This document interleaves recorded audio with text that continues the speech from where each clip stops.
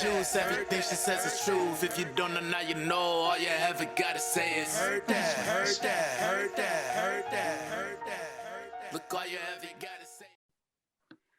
What's up, Heard That Nation, listening in the United States and around the world? You are listening to the Heard That with Marisa Tigney podcast, or if you are watching on YouTube, hit that subscribe button so that everybody knows what is happening here on the Heard That podcast.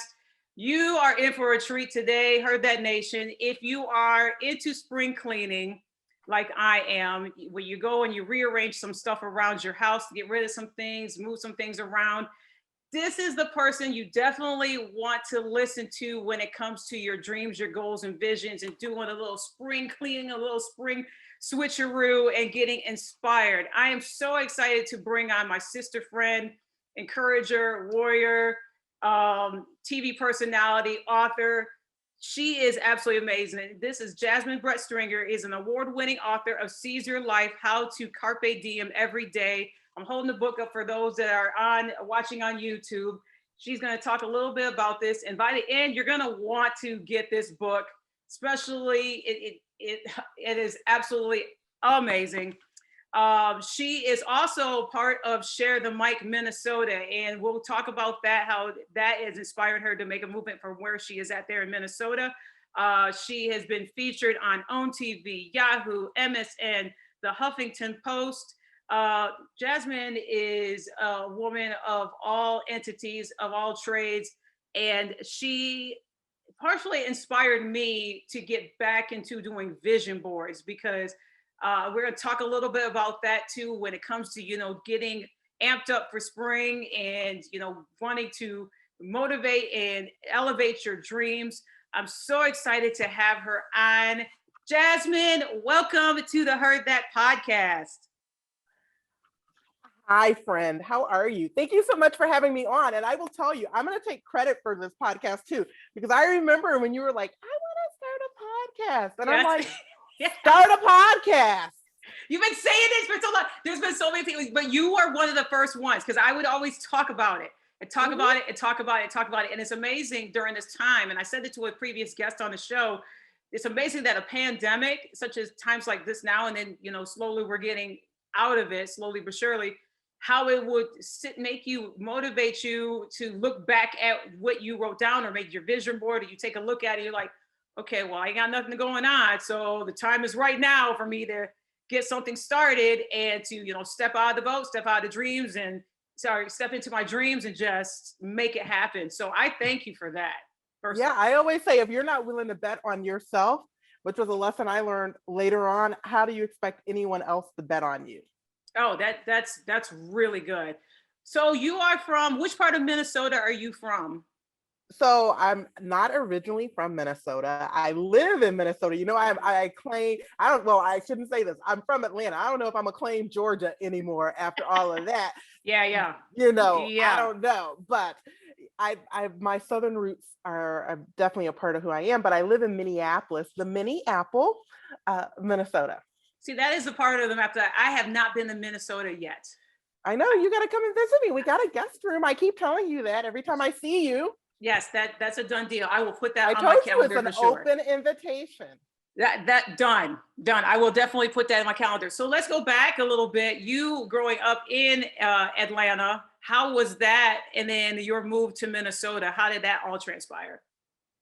Yeah, so Atlanta, I grew up in Atlanta, pre Hollywood Atlanta, or whatever they call it now, Hotlanta, pre-Hotlanta. It was hot back then, but I was in high school in the late 90s, early 2000s. So that was like my time of coming up in Atlanta, and it's definitely changed. But I loved Atlanta. I definitely accredit my village that I had. My mom's friends, my parents were divorced. My dad, his friends, like a very supportive community. I don't have human children of my own, but living in a place like Minnesota, I think, oh my God, if I were a parent of human children, I would be exhausted taking them different places, trying to get that representation and modeling of strong Black role models for them. And so everyone that I knew, I could dream big because I saw people that looked like me doing amazing things: doctors, lawyers, teachers, entrepreneurs, judges, astronauts. I mean, so I had those visual cues at a young age, which I didn't realize how blessed and gifted, now how much of a gift that was until I was older. So yeah, I'm extremely thankful and proud to be from Atlanta for that reason. That's beautiful. And so you're in Atlanta. How long did it take you to realize? Well, let me backtrack a little bit. So, how long were you in Atlanta before you made the move to Minnesota? Was it because of? So I'm born and raised in Atlanta. Yeah. I left Atlanta to go to college in Washington, D.C. So another, metropolitan city with a strong Black presence. Right. At DC was the chocolate city. Came back, graduated, came back. I went to American University, for people saying, well, where'd you go to school at?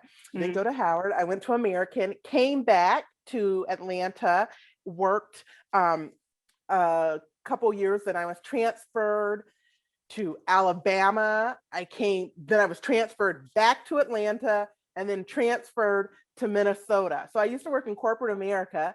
I worked for major Fortune 500 food companies. So two of the top food producers in this country, I worked for them, and I sold food. I did a B2B sell. So yeah. I love the story. I think you and I talked several years ago about, because my background was restaurants and hotels and everything else. And you had said similar background, but then a food service sales. Yeah. And working with contracts. Yeah, exactly. Yeah. So correct me if I'm wrong, but I know that we were talking about that, and how, because I was asking you, how in the world did you go from, food sales and everything else to TV personality, which I love the story. I don't want to ruin it for anybody, because I want to make sure that it's told right by you, because I just think that's such an incredible journey, from food sales to, everybody in Minnesota seeing your smiling face and beyond, because you've been featured in so many things. And, I've given you thunderous rounds of applause, because what you have done and what you continue to do for many people that see you on TV, as well, they hear your voice on your podcast, or, on this podcast as well, has elevated people to dream big, and has elevated people to seize the day, seize their life. It is so important for what you're doing, because if you had stayed in food sales as you were, I don't know if there would be a Carpe Diem with Jasmine.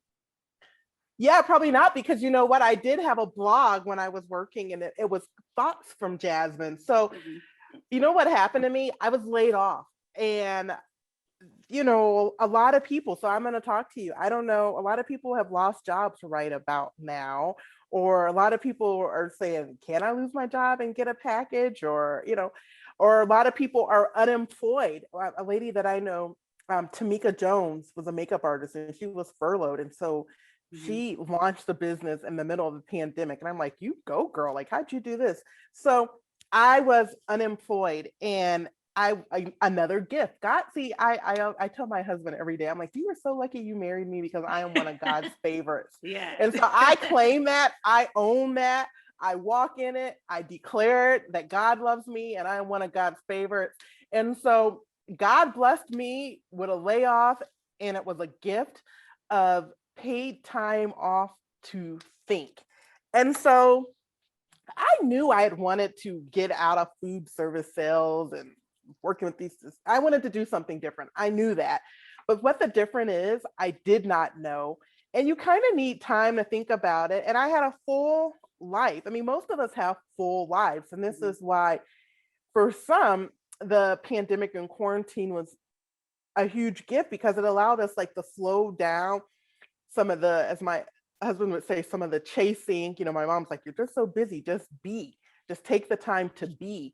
So the pandemic has given us the time to just be, if we want to, with our thoughts, to think about, read those old journals, think about what we want to do, think about our lives. Like, are we living the lives of our dreams? Are we living the lives we vision for ourselves? And if we aren't, how can we get on course, or how can we do that? So when I was laid off, I got this gift of paid time off the thing because they were still going to pay me for a while. And everyone said, again, our society, this is one of the things that really upsets me, is that, people want to define success for other people. Other people were like, girl, you better get another job and bank that severance. Think about your retirement, like pay off any bills or whatever. But it wasn't about like finding something, a new job that would like make my heart sing or that would fulfill me even more. That I did not get that advice. But my mom did say, well, you deserve to take some time off, Jasmine. You haven't had a kid, so you didn't get maternity leave. So I was like, yeah, okay, I'm going to take some time off to think. In the meantime, I started a consulting opportunity, fell in my lap. And I think that's about the time that you and I met, when I was like going back and forth to New York. But my boss there asked me, she goes, Jasmine, what is like your secret dream that you have buried and you haven't shared it with anyone? And I thought about like my secret dream, and I was like, oh my God, I want to do something in TV. What that looks like, I don't know. I remember it wasn't even my field trip. It was like a friend's field trip with the Girl Scouts when I was a little girl. And I remember we went to the news station in Atlanta, WSB-TV, Channel 2. And I remember seeing like the news counter and the green screen. And I just thought that was so cool. And then you and I, we love Oprah Winfrey and her impact on television. And like Ricky Lake, and I love to talk. I've never met a stranger. My mom says I was a precocious kid. I'm like, yeah, I want to connect with people, and I want to connect with the masses. So I thought TV would be that medium. And I literally, once I got clear on that dream, I was like, okay, well, what kind of TV do I want to do? I know I don't want to be a news anchor because I don't want to go to some station every day, and I don't want to talk about depressing murders. I'm a happy person. Like I want to be the light in the world. So I was like, ooh, lifestyle TV. Maybe I could be I'm going to get a blog. So then I could go on and they could say, a blogger would give me a credential. So I'm just like figuring all of this out. But I this is what I tell people. You get clear on the vision of what you want. You get clear on a goal. And if you're serious about it, it will unveil itself as it should. And you just have to keep taking daily action. Because then somebody told me I needed a reel, and then this contest happened. I mean, the way it came together for me, you'd be like, really?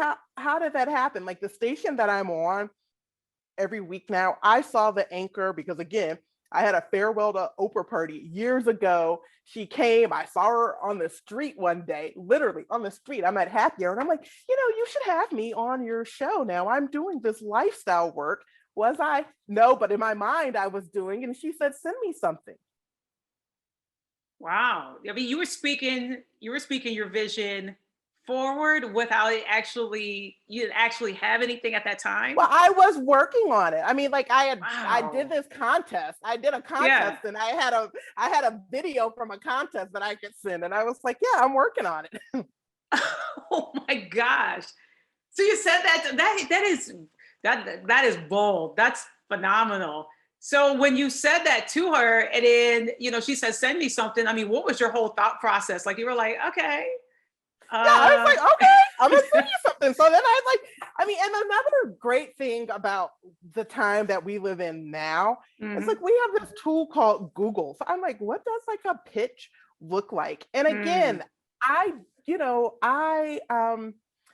I'm a, what is the word?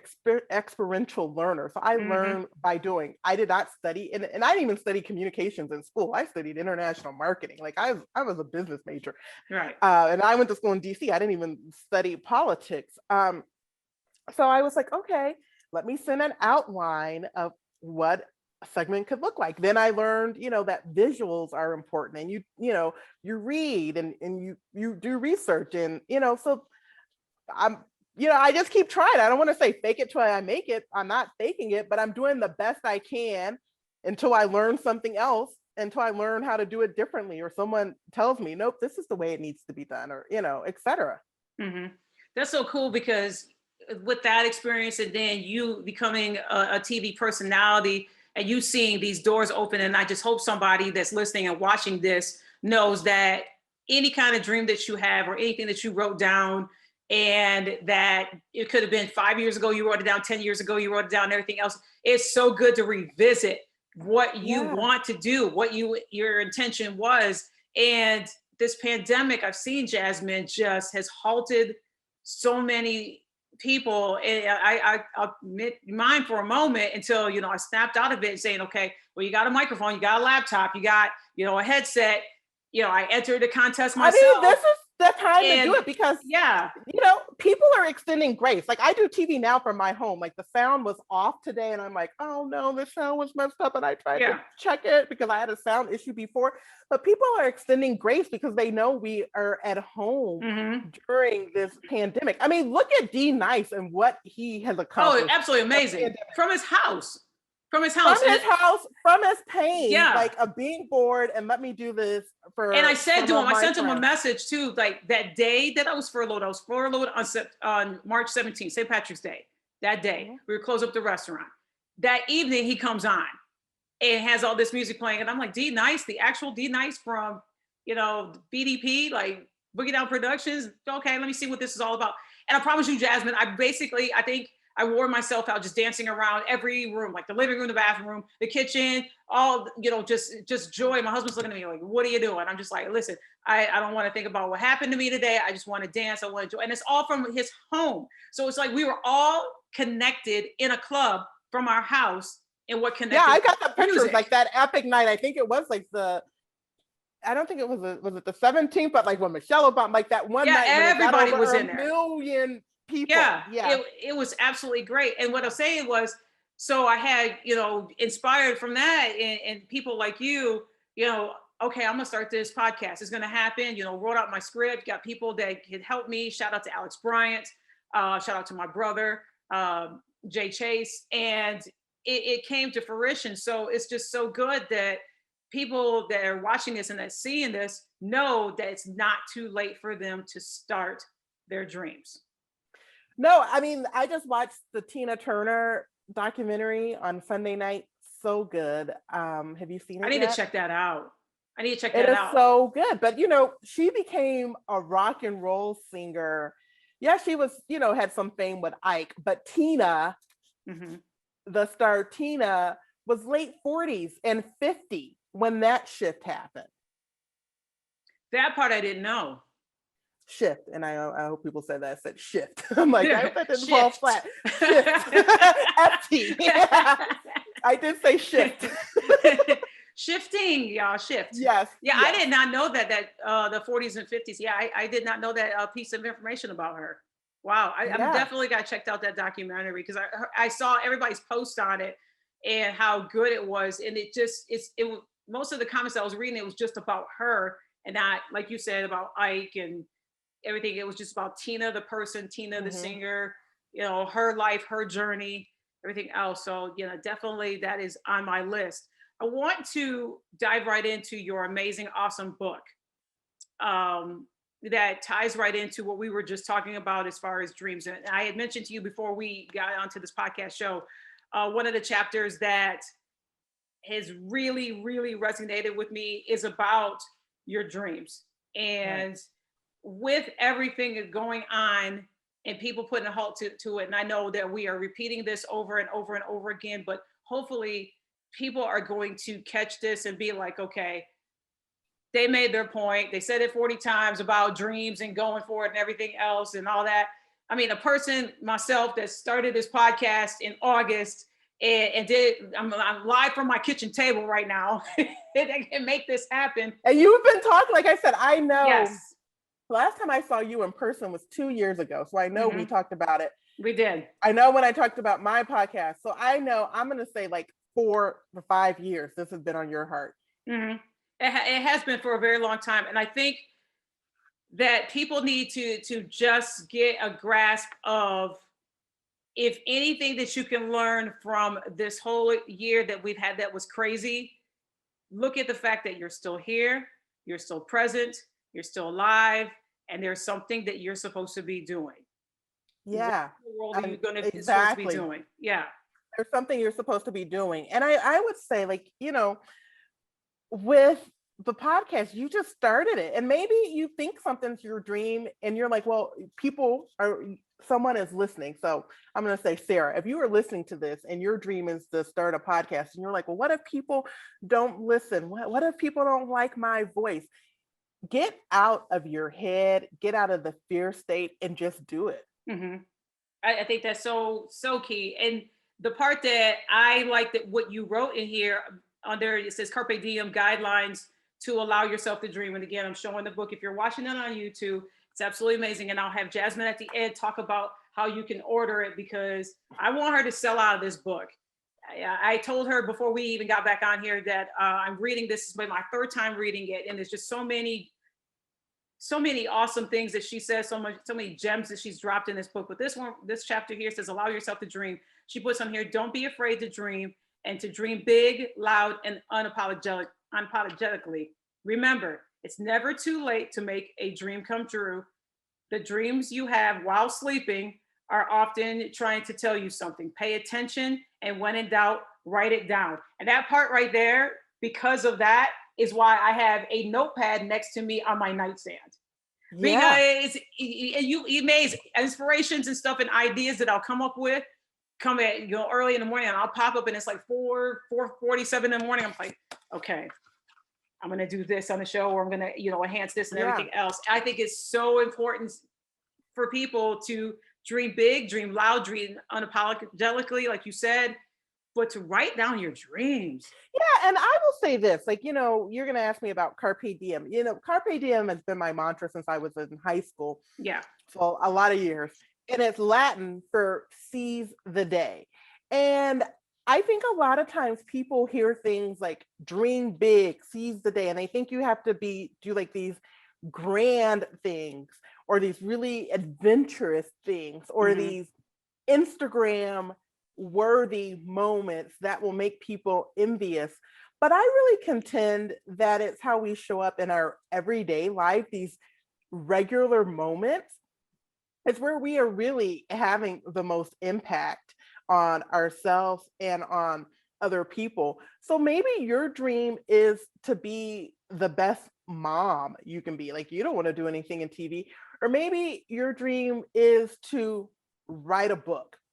Just start writing. I mean, but it is your dream, and so I don't want you to say like, oh, I've got to do this podcast and I've got to be on TV and I've got to, travel. If that's not what you want to do, you don't have to do that. Mm-hmm. That's so important for people to know that. And when did the inspiration of Seize Your Life, this is a two-part question. When did where the inspiration came for you to write this book, Seize Your Life? Again, people, she will drop the details about it at the end, because I want her to sell out this book. It's very important for people to have it. And also, how long have you been doing vision boards? Because I call you the vision board guru. Because every single time that I've seen a post by you or something that you've done video-wise or everything else, you'll have your sign back there that says Carpe Diem with Jasmine, which you're always referencing about writing down your dreams or putting a vision board together. And I mean, it's so important, because it's been a powerful impact in your path of what you've been doing, TV and writing and everything like that there. How has that, how were you inspired by the book? And then also with doing vision boards and all that? So I wrote the book because most people don't realize this. Like, I speak, really, that's how I make a lot of my money, speaking in front of audiences. And so sometimes people wanted to book me as a speaker, and they were like, we have this budget, or we don't have a budget. So would you consider a pro bono opportunity, or would you work for XYZ? And in my mind, I'm like, ooh, I am missing a opportunity to make money, because I could, if I had a book, I could sell 100 copies in the back of the room. And so that would be a way to compensate me for my time, or a way for me to add on. We always hear about diversifying your income stream. So this would be a diversification of an income stream for me. And I was literally going to write a book about networking, but talk about those dreams, and you write them down. And I always say, God speaks to me in my dreams. And it was like, who are you, Jasmine? You talk about seizing the day. And so many people, they ask me like, Jasmine, how do I carpe diem? Jasmine, what do you mean when you say carpe diem? So I was like, I'm gonna write a book and I'm gonna put it all in. And I'm a basic girl, so it is like practical, bite-sized nuggets of goodness that I hope people will revisit from time to time when they need inspiration. And it's not just a book that you wrote about, you also have, it's kind of like a workbook too. Yeah. Because you have on here, once you read the chapter, it's like, okay, you're going to allow yourself to dream. So how are you going to reflect on, allowing yourself to dream? What do what is your goals? What is your dreams and everything else? And you had the audacity to put lines in here. Me, I wrote down in a separate notebook because I write a lot. But you have on here, what are you going to do? So that it's a reminder to the person that's reading this. Oh, okay. This is what I committed myself to. What I said I was going to. Yeah, because I thought about me, like I would highlight something and then I would miss the prompt. So I'm like, I need a place to take notes because I write all in my books and I journal too. You know that. Oh yeah, and that's amen, sister, to the journaling. High five across the screen to the journaling for sure. Because that I didn't even start. High five. Because I didn't journal. Because I was like, journaling, what? That's excessive writing. That's ridiculous. Oh. I've been journaling for quite a while now, and trust me, revisiting what I wrote, it kind of keeps me in check, and it's accountability piece. Like, oh, okay, yeah, I said I was going to start this podcast. Yes.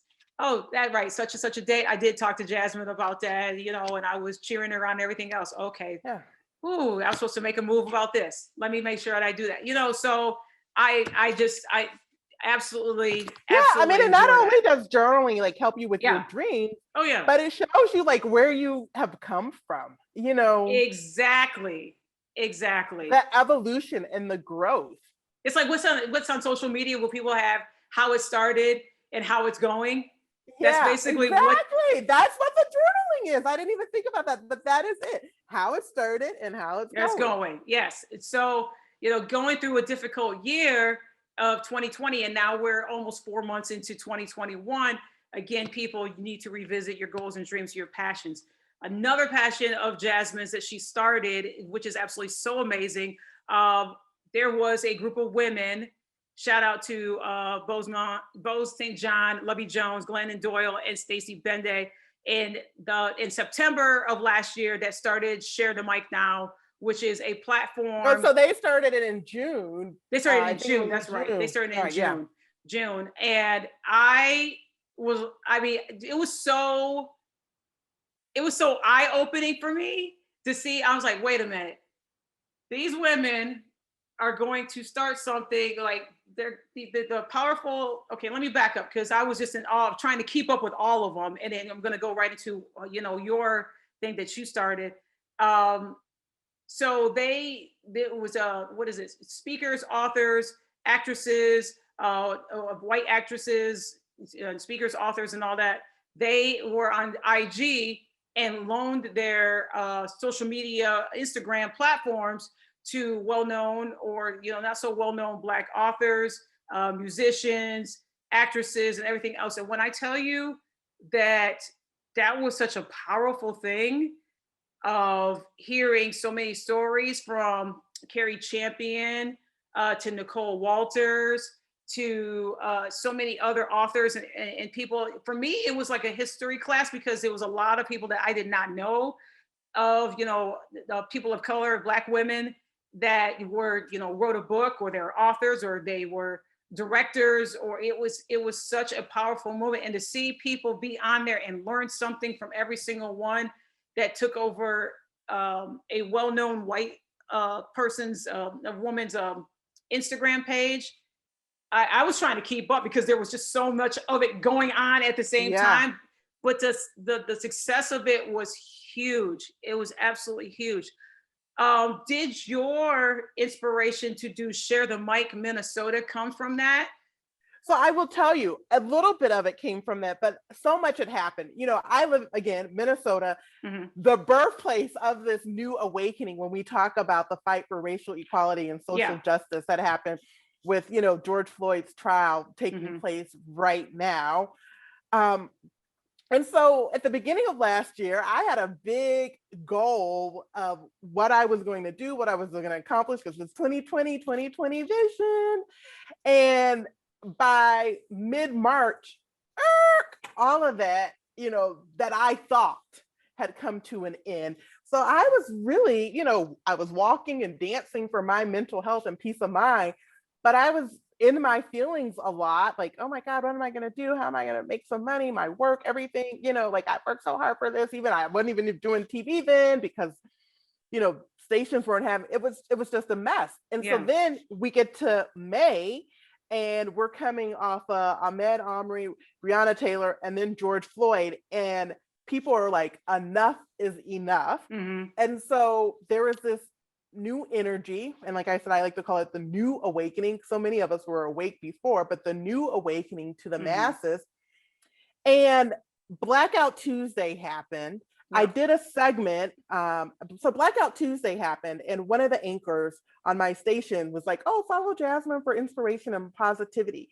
And I got like 50 new followers on IG. And I was like, what? Like, his people already know me. Like, I can't believe this happened. But I was like, did they need his like co-signing? Like I was really shocked because I thought that audience already knew me. Right. So to get that quantifiable result that quickly, then someone else had reached out to me about a segment that I had done. And they're like, is this what you meant when you said, start where you are, how they were going to start amplifying voices and update their podcast materials? And then a girlfriend and I always go back and forth about Glennon Doyle. And you said it, Marissa, you said this is a great book. And I'm like, yeah, why is everybody quoting Untamed? I want them to be quoting Seize Your Life. I'm going to reach out to Glennon Doyle and say, Glennon Doyle, I'm a great Black woman who wrote some inspirational words. Like, how are you bringing diverse voices on this journey? So I was going to reach out to Glennon Doyle and Elizabeth Gilbert and a few more people. That was my idea. And then I heard something about Share the Mic. I can't even remember who it was, or Share the Mic Now. It was like a soccer player on Stephen Colbert. I was cleaning the kitchen and I went to bed and I woke up and God is like, that's what you're going to do. You are doing Share the Mic Minnesota, Jasmine, because it's not all about you. And it is better when you bring people on the journey. And so we launched June 24th.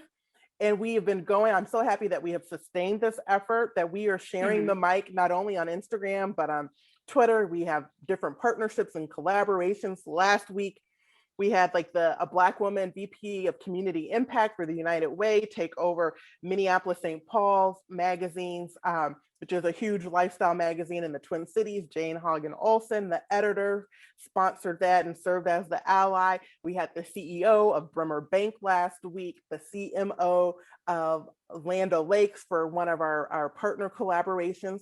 But it's really about amplifying the voices of Black and Brown women and amplifying the voices of those from marginalized communities, because we are doing great things. One lady who shared the mic was like, it's like I'm an undiscovered gem.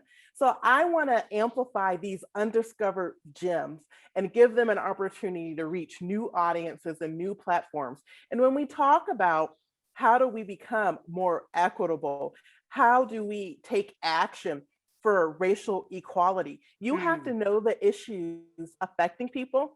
And Marissa, you know this, your experience in Michigan is not the same as my experience in Atlanta. Right. Your experience in Texas is not the same as my experience in Minnesota. So Black people and marginalized people, we are not a monolithic group. Right. So you need to hear from other perspectives and other thoughts, and so that you can understand and put a plan in place on how you can take action for equity or be an ally if that's what you want to do. And I love the support that you got of the birth of this and beyond. And it felt like, for me, I can't speak for anybody else, because I don't know how many people were chiming in on your IG when you were introducing it and talking about it and everything else. And I didn't know how many of them were chiming in from Minnesota or not. But for me, I felt like I was part of Minnesota, because listening to you talking about it and the people that were part of it, and it was together. And we're still going. You can follow us. It's like every fourth Wednesday every month. Yeah, and that's the cool thing, is that you all are still going, and I hope that it goes for a very long time, because like you said, it's important for, Black and brown women to amplify, to get their voices out there of different things that they have going on. It is so incredible of how many voices there are that I'm seeing. And then I think it's an opportunity for us to share our stories from a place of strength and a place of power. Because another thing that happened is like people want you to like share about you when they want to hear about it. And it's like, no, let me come when I'm jazzed up, when I'm empowered, when I am feeling my best to share my story and my voice.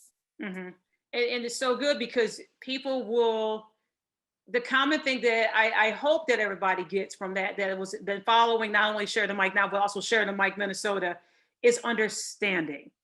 Yeah. That everybody has a story, like you said, but for everybody to understand their story and come from a place of, oh, okay. And be that I ally. call it awareness. I call it, so I said like year one is about awareness.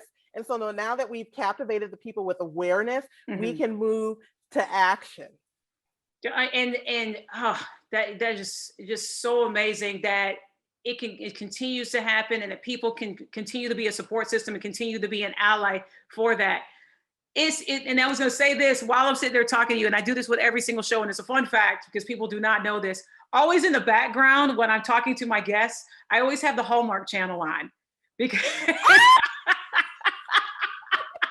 and people are like going, why is she going from Share the Mic Minnesota to Hallmark? Well, because Jasmine has an amazing story about her and I have this bond over Hallmark Christmas movies. I know. Did you get the email? I mean, I got the email yesterday with the spring. I do not care how many times I have seen these Christmas movies. I don't care if people say they're cheesy. I do not care. That is my favorite time of the year, and I love that Hallmark features Christmas movies once a week now. Yes, once a week. Thank you, Hallmark, for keeping us, going. Yes. So Jasmine was really good. Yeah. Jasmine was in a cool, very cool contest of Hallmark movies, and I want you to share your story about how you entered this contest and the outcome of it, and that you ended up being on a particular talk show because of your love of Hallmark movies. Yeah, so there was 2 years ago, and I think they actually did it last year too. A different company did it, and it wasn't just Hallmark movies, but it was watch 24 Hallmark movies in 12 days, and they'll pay you $1,000. I was at a brunch, a friend and I entered the contest together. You should see this video. I don't know. I know the video is posted. I don't know if it is public, because even though I'm on TV, I don't know how to edit. It is like so homemade, jinky. I'm so surprised that we won. I don't care. It was the joy of the video. Who cares about the edit? But I was like, we're just sitting up there like, hey, I'm Jasmine. I love Hallmark movies. Let me tell you. But it was so much fun watching those movies in 2019 and doing it with a friend. And then last year in November, I got to be on the Kelly Clarkson show and play a little trivia game. So now this summer we're going to go up to Park City for the prize that I won for a trip. But I love those Hallmark movies because I don't know, like I know that people are going to get together and they only get together in the last 7 minutes of the movie, but they make you work for it. And they do. You wonder. They do. And you get invested. And I got a whole bunch of movies still on my DVR I got to watch, but I didn't get a chance. And why I record them, because they come on over and over again, because I do. And that's just what I do. But it makes me happy to know that you have it on. This is so good. Can I just say one thing? Yeah. Because I don't know how on time. So you asked you're good. questions, and I just want to make sure that I hit these points. What's your first question that you ask people? Oh, what's my first What question? did you learn? What did you say? What did I learn? What's my biggest takeaway for 2020? What was your biggest takeaway? Yeah. So my biggest takeaway for 2020, and this is for you, whoever is listening. So 2020, I said it was going to be a breakout year for me. I was like, I want to make all this money, blah, blah, blah, blah, blah, because I do equate output to money, and some people don't. And so that is fine. But that is how I was measuring my success last year. I was going to make this amount of money. And I had a terrible experience with a coach that I had hired right when the pandemic broke out. Mhm. And so my husband, who kind of stays in his own lane, was like, Jasmine, what is going on? Like, you're paying her, like, you know so much more than her. Like, he's like, are you suffering from low self-esteem? Do you not have like the confidence to believe in yourself? Like, why would you, what is she doing for you? But you're just saying you have this coach. And I'm like, yeah, that was an eye opener. And so that always, is in the back of my mind sometimes. So then, everything that is happening in the feelings, trying to figure out like, how am I going to work? There are no events. Just everything that was going on.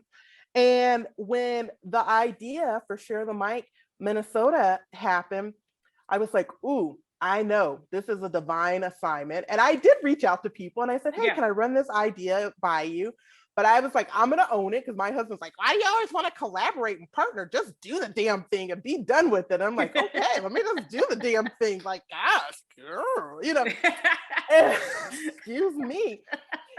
And I am so happy. I'm proud that I did. And so that is my lesson from 2020 is one, obedience. And I say this all the time, just do it, but just do it.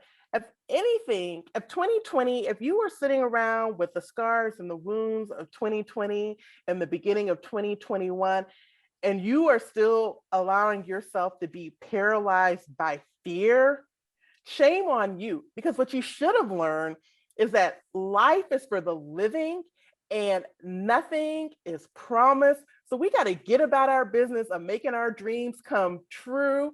I think about fame. If you want fame, well, right here, right now is where you start paying. If you want to achieve your dreams right here, right now is where you start making them come true. And you got to be willing to do the work. Now, I'm not saying there's going to be, but you got to work for it. Absolutely. But you got to make the decision, and you got to start taking the action today. I don't know what else there needs to be said. That is perfect. That is absolutely perfectly said. I hope that people had gotten that message right there, if now are feeling inspired and feeling like, okay, it is my time. Let me go for it. Let me do this. How if can not they, now, when? When, right. Because who knows what's going to happen? Our world's shut down. And so, and again, I love this quote. I told you this when we were offline. Yep. One of my favorite quotes from, I don't know if you noticed my 50 Cent quote in the book about you can pray or you can worry. The great philosopher 50 Cent, the great philosopher P. Diddy said, if 2020 didn't bring out the hustle in you, nothing will. Right. So everybody get your hustle amplified and get your hustle on more than ever now. Jasmine, people want to follow you and your book is going to sell out. We have already claimed that several times. Yeah, thank you. Yes. How can they follow you? So easy. Look, it's Carpe Diem with Jasmine.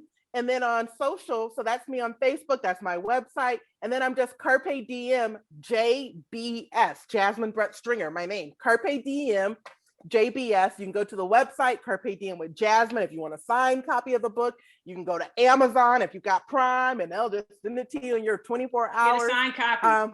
But get a signed copy, Carpe Diem with Jasmine.com. Connect with me, Carpe Diem with Jasmine on Facebook, and then just Carpe Diem JBS on Instagram, IG, and Twitter. Phenomenal. Before we go, bonus question. Oh, yeah. Going back to the Hallmark Christmas movies. What is your all-time favorite one? Oh, my all-time favorite one.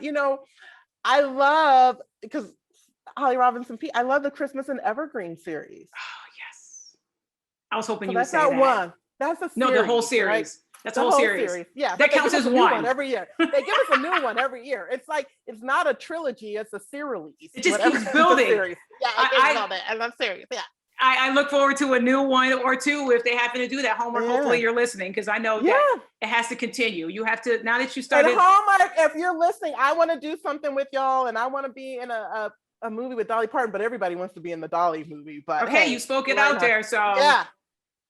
I'll be the glorified extra. Just have me by the Christmas tree, you know, with my eggnog, smile on my face.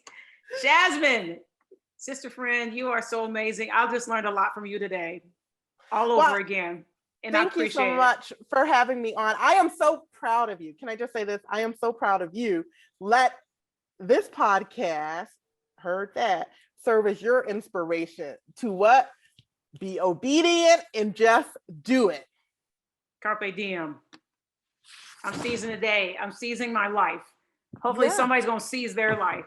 Jasmine, hugs and high fives. Hugs, high fives. Hey, you got to seize this life because we only have this one life. You doggone right. Thank you so much for listening today on the Heard That podcast. And as I always end the show, take care, stay safe.